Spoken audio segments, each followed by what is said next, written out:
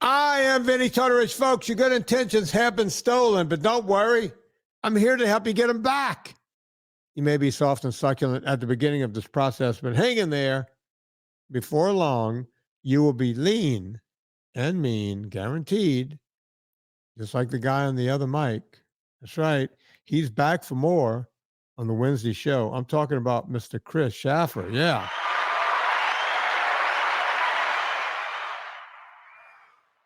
I think that's what they call thundering applause. I'll take that. Rocky Mountain Way was better than the way we had. Yeah, that's the way I feel today. Chris, you there? I'm here, man. So, Vinny, what is the Rocky Mountain Way? I can't remember. I know a little bit about rock and roll music. And I think the song, he wrote it. He was in the Rockies for a while, and he was up there, I guess, maybe taking things to the woodshed. Who knows with him, man? The guy's, people talk about musical geniuses and the whole thing. Joe Walsh, as nutty as he is and the whole thing, the guy, he would learn all of his licks and all of his chords. Like, he would come up with stuff and then play them exactly backwards. Can you imagine? It's like taking a little turntable and going backwards, right? And everything would remind him of songs and whatever. And he was in the Rocky Mountains for a long time, and he was leaving. He could see the mountains behind him as he was leaving. He's in the flats and the plains now, I guess. You can see him behind you, and he goes, Rocky Mountain, that way of life was better than the way we had. I don't know why I'm leaving here, and it's something to do with that. And that song came to mind because I've had one of those kinds of days, to be honest with you. And I probably shouldn't be podcasting right now, to be honest with you. Do I need to take your keys? I need to take the mic. Yeah, you might want to take over. It's the Wednesday show, folks. This is, Gina Grad. You hear her name at the top of the show. We haven't changed it yet because we're trying out new things on Wednesday right now. Chris has been coming in. He's been gracious enough. Chris is a real lifesaver. I mean, he's been helping me rejuvenate, everything. The vitamin company, the foods company, the coffee company. And by the way, we've been talking about the vitamins because that's where the real problem has been. When you think about it, that's where, we've been out of stuff. But with this whole new thing that I'm doing down the road, is nothing's going to happen immediately. We're going to be offering more stuff over at purecoffeeclub.com, right? Different stuff, because I don't know if you noticed, that's gotten a bit stagnant. The coffees are great and everyone loves the coffees, but I want to bring new life to that. And once we get everything where we want it, we're going to start introducing new products over at NSNG Foods, the company that right now only makes one product. It makes the Ultra Fat, which is a major hit. Wouldn't you say, Chris? And people love their Ultra Fat almost as much as they love their magnesium or their honey processed Pure Coffee Club coffee.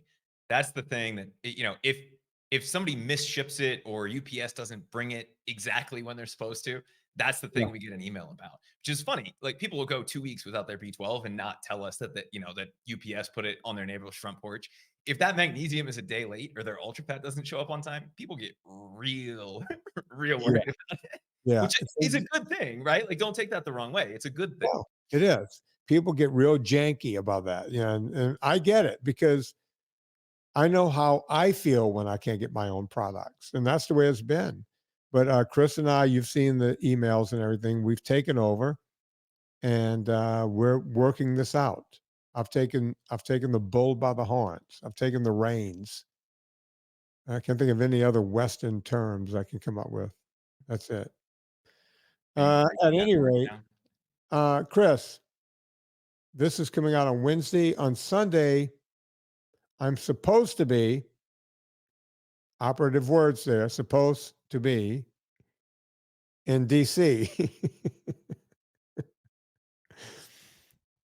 But I'm not sure. Well, let me say this. At this point, I will show up because a lot of people ask me online, hey, Are you going to be there? I want to meet you. I want to talk to you in person, this kind of thing. Will I show up? Yes. I'm going either way. Will I be on stage? That's another story.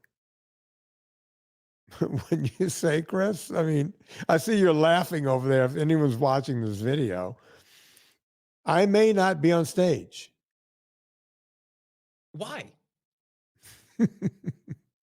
How much of this do we want to get into, I guess, is the first question.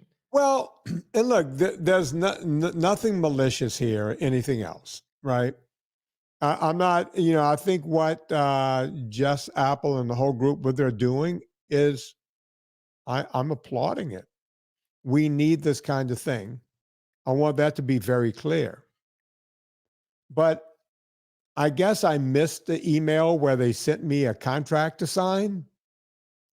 So I said, hey, send it again. And they sent it over the weekend. And I literally said to Serena, I said, yeah, they're going to probably send me one. Look, folks, I speak a lot. Over the years, I've spoken a lot.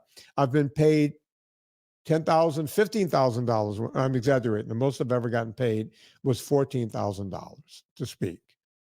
But Right? with inflation, let's. Yeah. I'm a paid speaker. Okay. Do I ever speak for free? Absolutely. Did I offer, my services for free for this? Yes, I did. So did everyone else on that list. Go look down the list. No one got paid. So this is not about money. I offered to do this because I think this is a worthy cause. I still think it's a worthy cause. But do not send me a 1, 2, 3 page and then sign on the back of the 4th page contract to sign. I don't get people to sign 4-page contracts when they're doing my documentaries. It's a simple release, right? It's a 1-paragraph release. Whenever anyone's had me sign anything at conventions, when I go speak to, the insurance companies of the blah blah blah in Peoria, wherever I go, it's a 1-paragraph release or nothing. Most of the time, it's nothing. Or they make you sign that you received your check. We paid you this amount of money. The problem I'm having is all of the stuff in the contract. And Chris and I agree that they probably got AI to write this and didn't really read it themselves. Chris, you want to step in and add anything to this?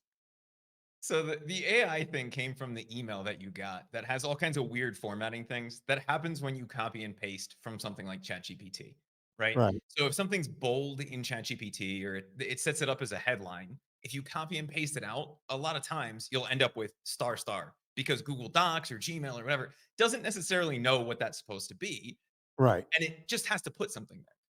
So we see that, and then we see I'm just going to call it a release because that's technically what it is, but it's, 4 pages. I'm going Of to read what it says on the top, right? I'll just read the bold. Speaker agreement between Speaker and Metabolic Revolution, Inc. Now, let me just say this, Chris, before you go on. I had to print this out, right? And supposed to sign it, I guess, scan it and send it back. So Serena, we have the printer in her office, and and Serena goes, "Oh, that thing is in my office." And I said, "Yeah, just sign it for me and send it out," because Serena is allowed to sign for me if I say so. She called me through an intercom system we have in the house. She goes, "You need to read this." Yeah, I can't sign this. Which I was like, and then in a huff, I go upstairs and I grab it and I read number 1. It's like, okay. Then I read number 2 and I go, wait, what? What are we doing here? Can I read a piece of number 2? yeah, and I'm curious what people's first interpretation of this is, because you read it one way and I read it another way and went, would they have written this any more inhumanly? Right? Right. And you have a lawyer in the family. I'm curious what their feedback was. But to Well, me, look, nothing in a legal contract shouldn't be readable by a human being and understandable by a human being, right? You shouldn't have to hire a lawyer to read another lawyer's work and then interpret the 15 different ways that they could mean what they say. well, look, I could have sent this to my attorney and it would have cost me money, but my daughter does contract law for one of the biggest law firms in New York, right? She's with one of those big boutique firms. So I sent it to Tallulah. I said, Tallulah, can you just rub an eyeball on this for me and get back to me?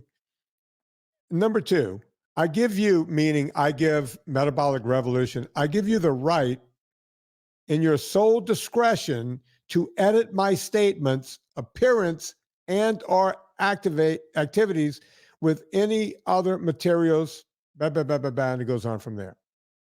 You can edit, you can take my, whatever I say, you can edit it and change it and do whatever you want with it.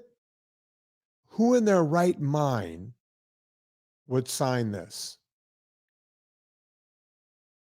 So what did I say to you? Because you called me and you said, what are they trying to say? Right? You said, am I misreading something here? No, that's literally what it says. But they then say, don't worry, bro. Trust us. We won't do Yeah. anything in At bad the end, taste. it said they use creation in faith and acknowledge that we will not portray you in any manner reasonably deemed derogatory, defamatory, or in bad taste. Okay, that's at the end of that paragraph, right? Okay, why is it in there to begin with? If you're not going to do it, why is that in there? The only thing that I can think of with this, and this is what I said to you on the phone, and I've read it 3 times since then, because this is not a way, again, and anybody who's ever read a legal contract would understand that lawyers, no offense to any lawyers listening, you're not human beings, right? Like the way that lawyers write are not for Right. consumption by other human beings. If you and I wrote this contract, Vinny, what this would say is I, being Vinnie Tortorich, give you, Metabolic Revolution, the rights to use my speech and parts of my speech, clips on my speech, on video, social media platforms, Right. whatever. Right. And that's really what they're trying to say. You know, if we can edit parts of this, we don't want you to get upset that it might be slightly out of context. And we promise that if we take a small clip of this, that we'll do it in a way that's not derogatory or defamatory or in bad taste. But why not just write it in English and say, I give you the rights to the video. You can use it for clips and whatever and be done with it. Look, when we send out our thing to, whenever I do my documentaries, it actually says in there, we won't change or try to edit your words in any way, shape, or form. We say that up front. That so you can say, well, Vinny, the vegans wouldn't come. Yeah, but we don't say to them, hey, we have the right vegan guys who might come onto my thing to edit. Blah, blah, blah, blah. They get the same contract that Nina and Eric Westman and Drew Pinsky and all those people get, right? They don't get a different one. They get the same one. Everyone gets the same contract. None of it says we have the right to edit you and chop it up and do whatever we want. That's what number 2 says. And by the way, that's not the worst one. I'm not going to go through this whole contract. There's another one, everybody knows what NIL is now, name, image, and likeness. That's what college kids are using to make money. They're saying, hey, Ven, we can use your name, image, and likeness to go make all the money we want. And by the way, hey, Ven, we got you to come here for free. We're not paying for your gas. We're not paying hotel room. We're not paying anything. You come on your dime and we're going to go make money on this later. That's the way I read it. Did you read it any other way? Yeah. And so I think you're reading this from a words on the page standpoint. The way that I'm reading this is from a CYA standpoint. Right. Right. And so what I think this is a boilerplate contract that this law firm has that Metabolic Revolution is using. Either that or they just use ChatGPT and say, can you include everything that could ever be a possible thing? And so what they're saying is maybe down the road, if we make $2 on this on YouTube, we don't want people to be worried about it, right? But the way that it's phrased makes it seem like they're going to take this and sell it, which is not, more power to you as long as that's the agreement up front. But don't Right. tell me that 6 years from now you can take this and do that, and I don't have anything to say about it. Well, that's why, I'm going to get Tallulah to redline it, and I'm calling them and saying, hey, I'm writing to Jess Apple right after this podcast and saying, hey, listen, I'm going to sign this, but it won't be signed by midnight tonight, which is the deadline. My attorney has to go through this. Period. I don't sign anything. I mean, it's crazy. And there's a few other things in there that was kind of nutty. But my promise to people, I've spoke to people on X and on Instagram and everywhere else. And some of the phone callers who have called me over the past week or two, hey, I'm going to be in DC. I want to meet you in person. I want to shake your hand, the whole thing. For that reason, I'm going to show up anyway. I may not be on stage. I just want you guys to know that. The other thing they wanted, which I refused to do, is they want my speech in advance. And all I could tell you about that is I couldn't stop laughing. And when Serena read that, she couldn't stop laughing. And when Chris read it, well, he got a pretty good chuckle out of it too. I've never written down, I walk on stage and go for an hour sometimes. Ask me how many speeches I've written. Go ahead, Chris. Ask me how many speeches I've written. Probably one once in high school. Not even that. Not even that. Everything I've ever done, I know my subject. I know what I'm doing. I know what I'm going to say when I walk on stage. I don't get up there and stammer and stutter and everything else. I do what I have to do. They told me I have 5 minutes to do a rah-rah. That's all this is it's a rah-rah, 5 minutes. I know Eric Westman. He's a friend. You think he's going to rah-rah as well as I do? I don't think so. I know Mark Cucuzella. He's a good friend. You think he could go up there and rah-rah as much as I can? I don't think so. Nina, love her like a sister. People love their sisters, right? Yeah, I guess they do. You think she's going to go up there with the energy I'm going to go up there with? I don't think so. I do this for a living. They write for a living. The other two are doctors, right? So if they don't want me up there, if you want to have a rally and not have the guy that's going to get the crowd going, that's fine with me. I'll be in the crowd cheering on everyone else. I'm not poo-pooing this company or anything else. I think what they're doing is a great thing. And I want them to succeed. I just can't sign that contract the way it's written. Would you sign it, Chris? I think you just made a good point, Vinny. And I don't want any of this to be taken the wrong way, right? This is not an attack on Jess Apple. It's not an attack on anything that's happening, other than the only thing you do when you massively overcomplicate things is turn people off, right? There should be a very simple thing. Hey, Vinny, can you come speak? Yes. Can we use the video? Yes. Right? Yeah. Like, you don't need a 4-page contract for it. It takes longer, Vinny, to read the contract than you will be speaking for. Oh, absolutely. Absolutely. Yeah. It's 4 pages. Well, I'm exaggerating. It's 3.5 pages long. And the thing I send out whenever people do my documentaries is 1 paragraph long. And that's it. Right. And everything I've ever gotten from companies that will pay me in excess of $10,000 to go speak is the 1 paragraph thing. I've never had a front and back even. It's all one. As a matter of fact, I'll flip it over to make sure there's nothing on the back before I sign it. Right. I've gone as far as Norway to give speeches, which is odd to me. You couldn't find one guy in Europe. There's not one Vinny type in Europe. I've gone to Amsterdam. There's a whole country of Vinny types in Europe, but yeah, there's Italy. You couldn't get one guy. You couldn't get one guy out of Italy named Vinnie to go speak in Norway.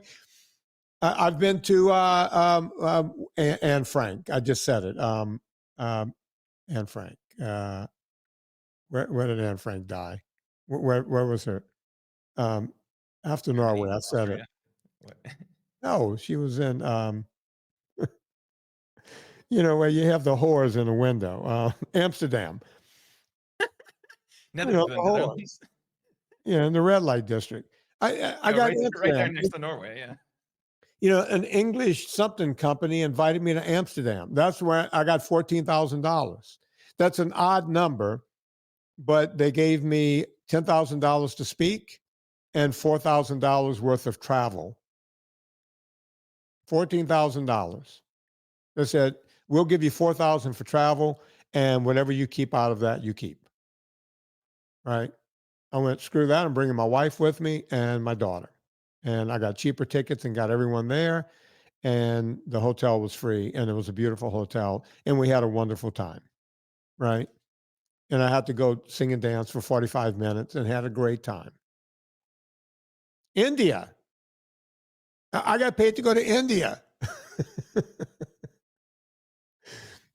And there was no contract whatsoever other than we will pay you this much money.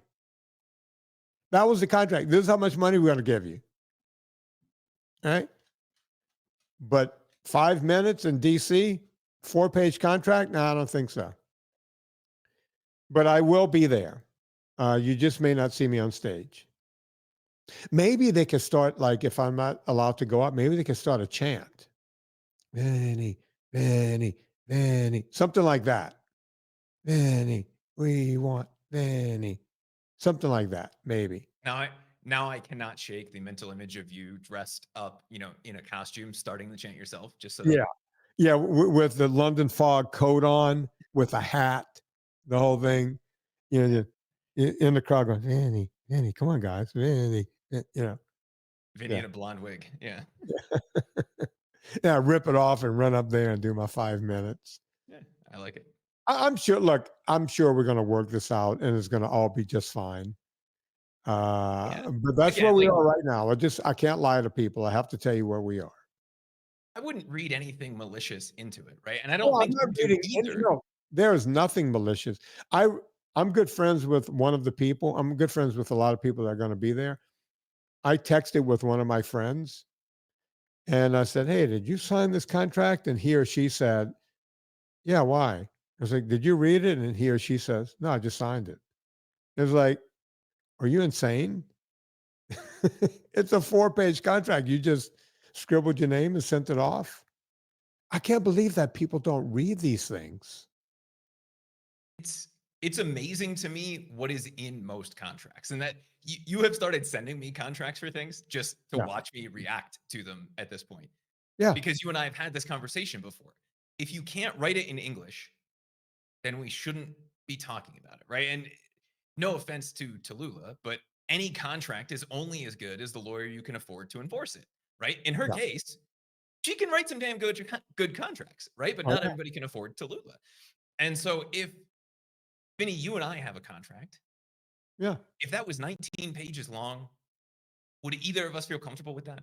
Oh, God, Probably no. not, No, right? because there's something in there that can indemnify me or you, right? For anything, or make us guilty of anything. Either way, Right. it, If we you know, combine section 9, section 11, and section 14, it means I can burn down your house and you can't do anything about it. yeah. Like, it It's just, like, as a matter of fact, it's mandatory that you come over and set up a match to my house. you You have to know, let me do it every 3 months. Yeah, yeah. it's in the contract. Every time the house is built again, we have to come back over and Yeah, burn it down. Well, you have anything over there, Chris? I think we've talked that to death. I do. So, Vinny, I know you're not a huge international news reader, but I Mm. had a story come across my feed right after we recorded the Wednesday show last week that I wanted to run by you. It came to me from Sky News, and it's called "Why So Many Companies Are Withdrawing Vegan Products." So apparently, year over year, vegan products on the market are down 21% in terms of consumer goods. Hmm. Now, they're blaming a lot of different things, but they're saying veganism at home is not as popular as it was in 2020. And so all of these companies, your Impossible Burgers, your I think Kevin Hart shut down all his vegan restaurants, right? He had a Yeah. whole chain of vegan restaurants. Mhm. They've all shut down recently. And they're basically saying since people aren't stuck at home anymore, no one is looking at veganism. Now, we could run and chant and cheer about that, but I did something because they mentioned the Google trend for vegan searches. And if you're not familiar with Google Trends, you can go to trends.google.com, type in any keyword or any idea, and it will show you over time how popular something is. And you can see over the last 5 years that veganism is on a fairly substantial downturn. There was a big peak Right. during 2020 and it's going down. I said, I wonder if it's just veganism. So I put in keto, low carb, any other variation of non-standard American diet that I could think of, intermittent fasting. And almost everything is on that same downturn. Mm. Not to the same extent, but they are all trending down. And I wanted to pick your brain for a minute as to why that might be. Are people less interested in their health? Is it the Ozempic effect? Like people just aren't thinking about fixing their way of eating anymore because there's now a pill or a shot that they can have that's going to help them with that. What comes to mind when you hear that? Because it's not just veganism. It seems to be pretty much every way of eating that is on that same downward trend. Yeah. Okay. Yeah, I was just, it's funny. I was just in the gym. I went to the gym in town, and the owner was talking to me about something. He had just fixed a piece of equipment, and he said, I can lift this cable up a little higher and move this up. What do you think? He always comes to me, and because he knows I've been in gyms since literally 1975, 76. When I started working in a gym, when I helped the guy in my hometown build a gym, because before that, we were working out in his garage. So I've been a gym rat my entire life. And then I was in charge of, you know, when I was still at Tulane, I got hired as an undergrad to, after, football to keep working there. And of course, Newman School, when I went there, that's where all the Manning kids went, including Arch and, all three, Eli, Cooper, and the other one. They all went to Newman School. That's the school I was the head strength coach there for years. So I've run and managed a lot of gyms, and I was just talking to the owner of the gym, and he was saying, "Yeah, you think I should do this?" And he comes to me when he sees me in there. He doesn't want to bother me. He's a guy about my age. He's Middle Eastern. He keeps his gym up really nicely, and it's a very. That's why I go to that gym. It's small. It's not like a big, you know, gym type of deal. At any rate, we talked about that, and then I said to him, I said, Mike, um, do you know? I said, you have a gym here, and you've had it for years and years. Yeah. I said, there's one piece of equipment in here I bet you never fixed, ever. And he goes, huh, I think had to fix everything at some point. I said, no.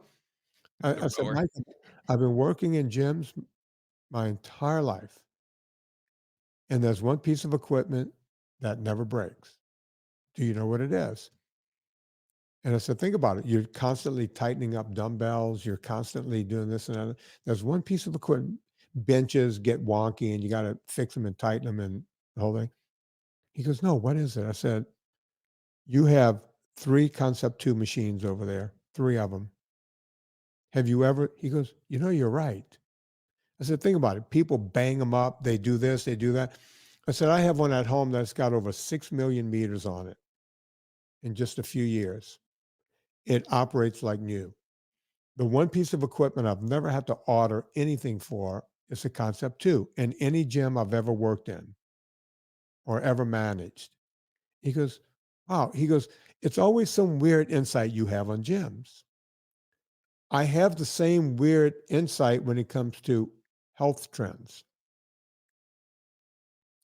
In the 1970s, my great grandmother from Italy, English was the second language. We called her Mama Virginia. Mama Virginia, that's Maureen's, my mom, that's her grandmother. She came from the old country. She understood that if you eat bread and pasta and grits and corn, that you'll get what they called a panza, which is a gut. If they saw panza, they would go, "Oh, Lordo," and there were all kinds of Italian words. You, you got to stop eating that stuff. Right? They understood that. We understood what health was, right? And people weren't going. There was no big box gyms back then. The only people that went to a gym were nerds like me. You got to remember, bodybuilders and gyms and working out, that was a big counterculture thing, giant counterculture, right? It wasn't what it is today where no one, everyone sits on their ass and work. Every job is you sit on your ass. I always say you're lucky if you're a welder. You're lucky if you get to work construction. You're lucky if you have a manual labor job. Because number one, those jobs pay a lot more than other jobs. And number two, you get to use your body. You're the lucky ones. You think, oh, sitting in an office, I got it made. They let me work from home. I have pajamas on the bottom. I put a blazer up top. I'm fooling the world. Guess what? The joke is on you. The joke is on you. If you think you're getting away with something by being in your pajamas and your fluffy slippers and you just put a little makeup on and put the blazer on and you think you're having a meeting on Zoom, the joke is on you. The fact that you don't have to get up, pull your shit together, get in clothes and be able to fit in those clothes. One of the things, guys would say, guys used to hire me. He was like, hey, I got 10 suits. I'm busting out of these things. I need to lose weight to fit in these suits. Now people go to work and they just put pants on. Women wear what do you call them? The elastic bottoms, the Lycra, the Lululemon, right? They're doing all this stuff. Lululemon is the problem because as you expand, it expands. You have nothing saying, oh shit, I got something hanging over my belt. Oh shit, I'm not fitting in a blazer anymore. I'm not fitting in anything. Right? That's the problem, Chris. And in 1975, when Mama Virginia, what her real name was Vincenza. But she got here and people were like, Vincenza, it's too close to Vincenzo. What's your name? Mama Virginia, she knew. My grandma Katie knew. She knew. Oh, stay off the bread. Eat the meatball. You got to eat 2 meatballs. And the meatballs weren't little tiny things. They were like this, Chris. They were like, you see the palm of my hand? They were like that, like the palm. You got to eat 2 meatballs. Don't just eat the spaghetti, right? The chicken, you had to eat the chicken. You had to eat, the meat. The meat. That's what you ate. Even the Italians knew this. We knew what it was. We knew how to stay thin. You eat meat to stay strong. Now, veganism, I get why people do it. I get it, right? They think, oh, I'm going to be virtuous. I'm going to be healthy. Vegans are healthy. That's what, it says it's like vegetable right in the world. In the title, vegan, vegetable. Okay. It's what I think I'm supposed to be doing. But it doesn't help anything, right? When I went to the big health expo back in 2021, everything there was chicken reimagined, fish reimagined, ice cream reimagined. Everything was vegan, vegan, vegan, vegan. And I said to Andy Schreiber at the time, I said, this is not going to work out. This cannot work out. People are not going to eat this. I get it. but people are also tired of keto. Oh, wait, I got to eat what? I got to eat keto? Vinny tells me I got to eat keto? Fuck it, give me some pizza, give me what have you, and I'll just take the Ozempic. I'll take the Jardians. I'll take the Wegovy. Give me the GLP-1 and let me eat my chips and dip. There's no free lunch. My friend Dr. Drew Pensky says it all the time. There's no free lunch in nature. And boy, was he right. You can't take a GLP-1 and beat this. Now tell me about that graph you have up there, Chris.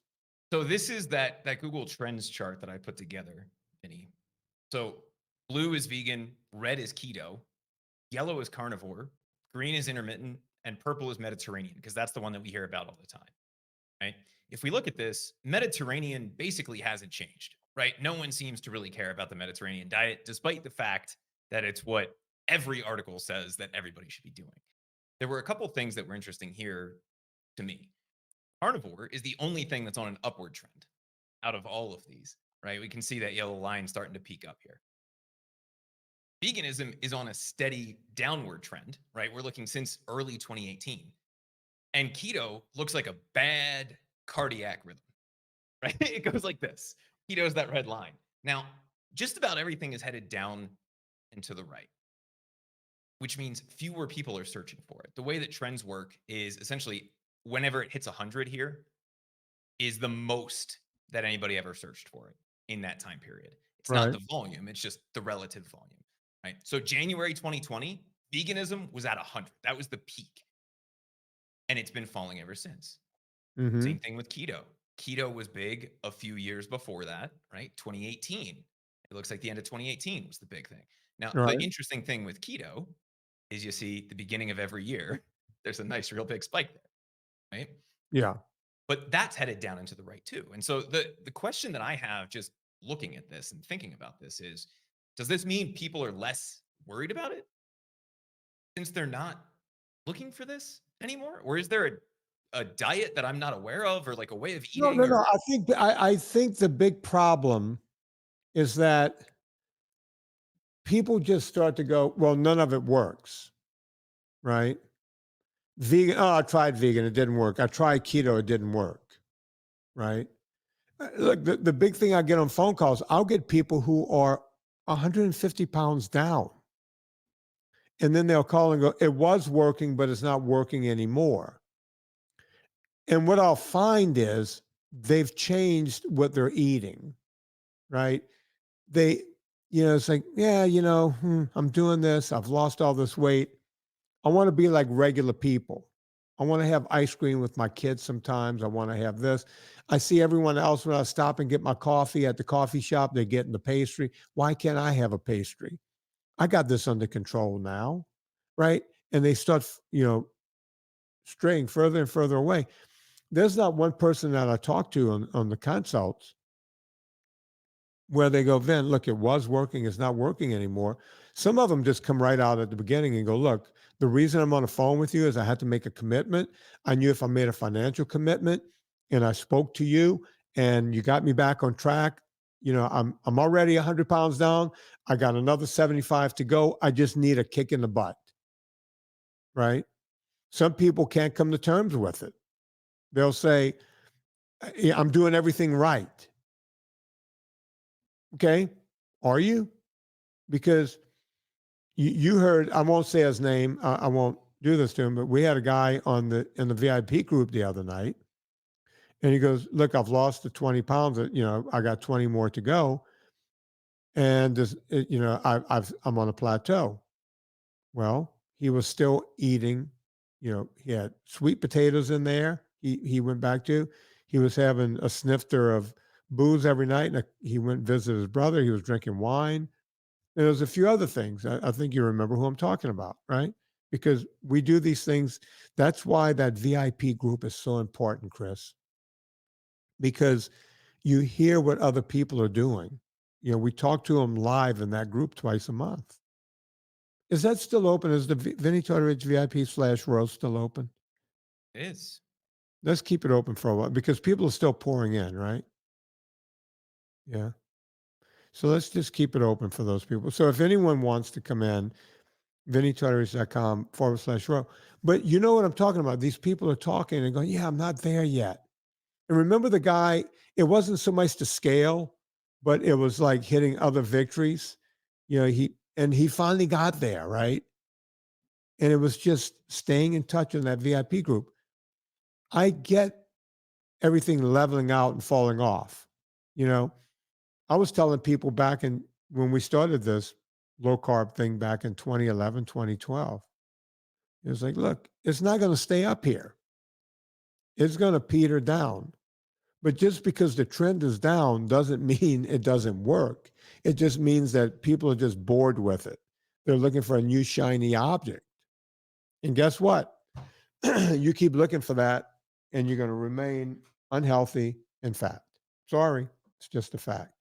Well, and that's the thing that's concerning to me. And I guess I want to chat through this for just a second. Because if we zoom out and go back to 2004, which is when they start showing this data, we can really see where keto took off in 2011, 2012, right? Again, that red line is the ketogenic diet. The blue line is veganism.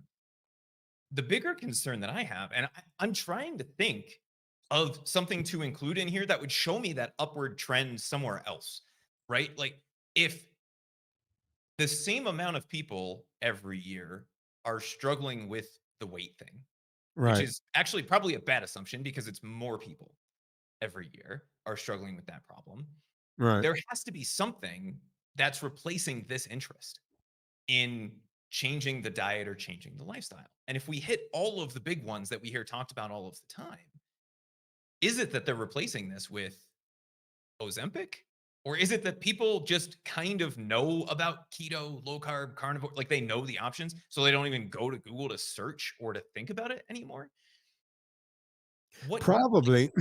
But look at it. I mean, vegan, I think people look up, vegans, has had a more steady, if you look at that trend, it stays a little higher than keto. Keto had a big blast and then it's fallen off a fair amount.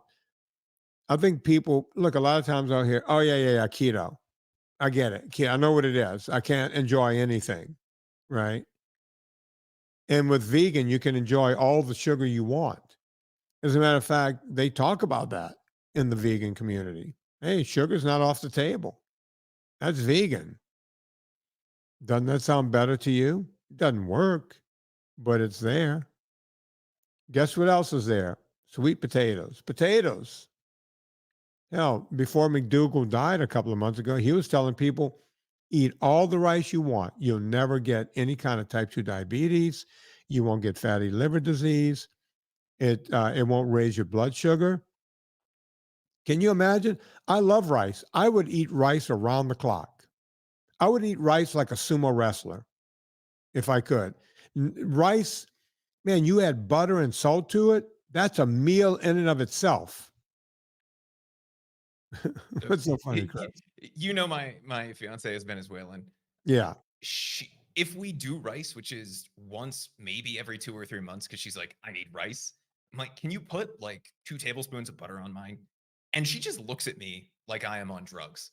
Yeah. But if you've never had that combination, right? There's nothing like carbs and fat together. And that's Yeah. just one of those things where it's like, yeah, okay, yeah, you can give me a little bit of the rice, but I want almost as much butter as I have rice because otherwise it's just eating sand and there's no point in doing that, right? But Yeah. together, you got something there. Look, red velvet cake or rice and butter with salt. I'm probably going with the rice, butter, and salt. If I want chocolate cake, I'll just eat chocolate cake. You don't have to dye it red for me. Yeah, but red velvet cake has that big icing on it. They always put the big creamy. I don't think I've had We're, that we're one. talking about helping people lose weight. Now we're just talking about cream Yeah, cheese frosting. because we need to bring it. We need to bring it to a level because I get it. I'm a carb addicted person. That's why I haven't had red velvet cake in probably 10 years. Right? I just went through a birthday. Thank God my wife was out of town. I didn't have to celebrate. When I celebrate my birthday, it's because other people want to celebrate for me. I want to say it was like 2 years ago. We became friends with our real estate agent. who's a very sweet woman, and her husband's about my age. And we went to their house for Super Bowl. We got to know them a little bit, and they're a good couple, a fun couple. And we happened to invite them out with us on Serena's birthday, and they didn't know it was her birthday, right? And we're having dinner and the whole thing. And I brought it up during dinner, and they were like, "Oh my god!" And so they had them bring us like some dessert to the table, and we all took a spoon out of it, right? And Serena, since I opened up the discussion, she goes, "Well, Vinny's birthday is next week." I was like, "Oh my god, we have to make a cake for you and the whole thing." I was like, "No, you don't." And she goes, "What was your favorite cake growing up?" And I said, "Well, it's a cake that doesn't actually, you never hear about it anymore." And she goes, "What is it?" I said, it was called a German chocolate cake." And the guy goes, "You're not going to believe this. My wife here is the queen," because they're our age, right? She goes, I say, "Wait a minute. You actually make a German?" He goes, "No, you don't understand. She's the queen of the German chocolate cake." And I was like, "I can't believe that other people," she was like, "This is the only cake we have." Guess what happened the following week when it was my birthday?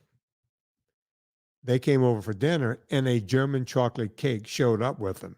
Now, I've made a big deal about German chocolate cake the week before. She shows up with the famous German chocolate cake. I can't sit there and go, "Yeah, I'm not going to have." Besides, I want to have this cake. As a matter of fact, it might be the last time I had cake. It could be the last time I had cake. It was like 2 or 3 birthdays ago. I know me around sweets. I have to stay away from them, right? That's why I get this. I get what people are. I think people, they're either on or they're off. And yeah, keto is not going to keep trending online, but people are into it. It's kind of like the election that's coming up, Chris, right? They'll say Kamala's ahead, right? And then you'll turn on something else. It's like Trump is ahead, right? And it's like whoever you listen to, but I don't think According to these anyone is 9 people changing. that actually answered their landline. Right. And the bottom line is, it's like, I don't know who's ahead, nor do I care, nor do I think that's going to change anyone's opinion on who they're going to vote for. That's why I don't do politics. Everyone knows what they know, and they're going to vote for who they're going to vote for, and that's it. Right? I don't talk about it. I don't try to sway anyone's opinion. Everyone's got their reason for doing what they're going to do. No one's going to talk about, "Oh yeah, I'm doing keto and it works." Yeah, it was trending up, it was really big, and now it's dropping off, but I don't think any of it is going away. Veganism isn't going away. I could call my old friend Alexandra Paul. I'm pretty sure she's still not eating animals, right? And she's still not wearing leather belts. She was all in. I mean, that woman was in. She had an electric car before electric cars were a thing. You know, she was that woman. Tree hugger. Love her to death. Probably don't like me very much anymore. I don't know. I don't know if they've gotten to her. You know, Well, we'll share a steak with her. She can have whatever she wants, and I'll eat her portion of the steak. I'm not opposed to that. I don't even think she would go into a steak restaurant. She's, she's a diehard, right? And that's one of the things people go, "Oh, you're friends with vegans?" Yeah, Rich Roll is a buddy of mine. We were bike riding buddies. Go read his book. I mean, he mentions me in his book.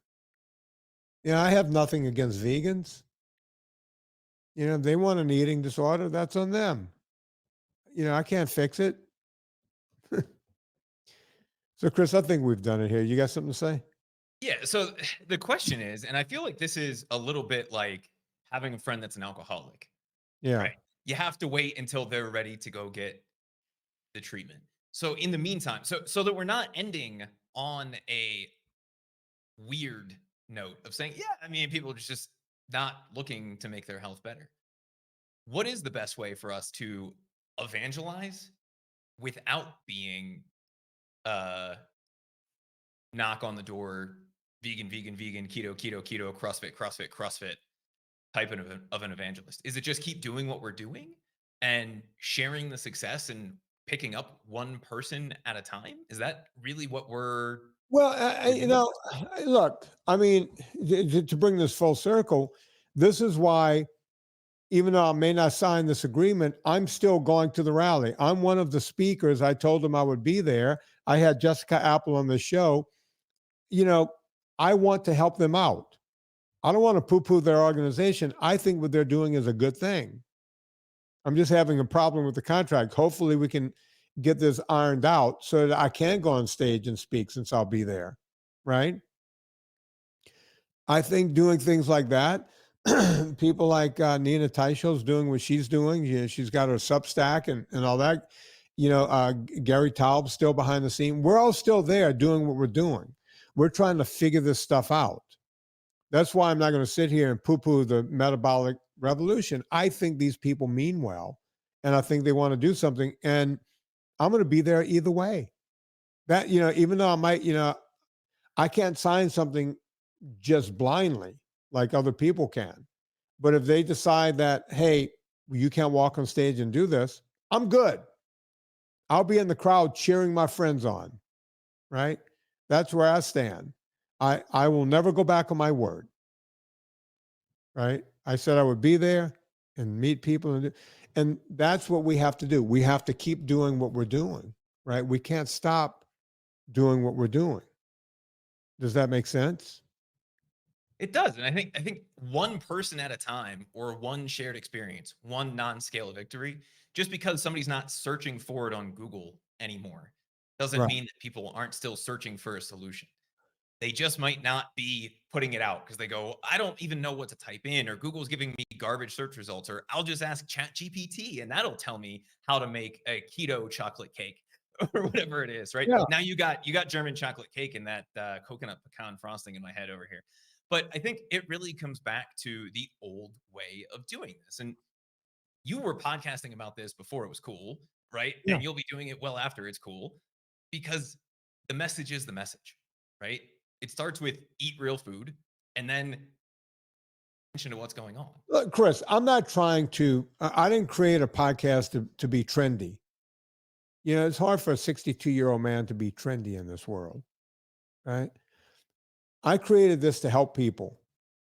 And I just don't care what anyone else thinks of me and what I'm doing and anything else.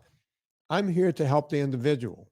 And when I turn on this podcast, even though we know there's hundreds of thousands of people that's going to hear it, I'm talking to one person. That's it. I'm trying to help one person, not the whole world.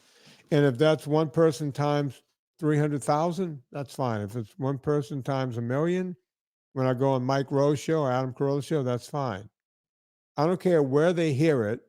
I don't care who they want to give credit for it. I don't care. All I care about is helping people. That's the commitment I made, and that's what I'm going to stick to. Chris is over there helping me run purevitaminclub.com. We're doing everything we can to get that back on track. Everything should be in stock in how many weeks, Chris, from this? 7 to 8. Yeah, we're getting there, man. We're whittling down, Chris. We're whittling down. I'm going to probably have you back on in like 4 weeks, and we'll talk again and see, and we'll keep talking about it. And we got a lot of things we're doing, right? There are a lot of great things that's going to be happening. We're bringing all the sites together, and we're trying to figure that out. So that's coming up. We still have VinnieTortorich.com/row open. People are flooding in there. Be one of those people before we shut it down again. The VIP group is a very, very good tool. People love it. I love what's going on in that group, and I'm trying to make it accessible to everyone. Go check out everything we're doing at VinnieTortorich.com. Before you go to Amazon, go to VinnieTortorich.com first. Blah, blah, blah. You can check out Chris Shaffer now on X. X. He is Chris. What's your handle, Chris? NSNG Chris. Make it easy for everybody. Yeah. Now, at some point in the show, either me or Chris said the term, and it reminded me of this song. So here's a song where you hear the word and you hear this song. This reminded me of that. So on behalf of Chris Shaffer, my name is Vinnie Tortorich. Put life into living, and let's do it with Fergie.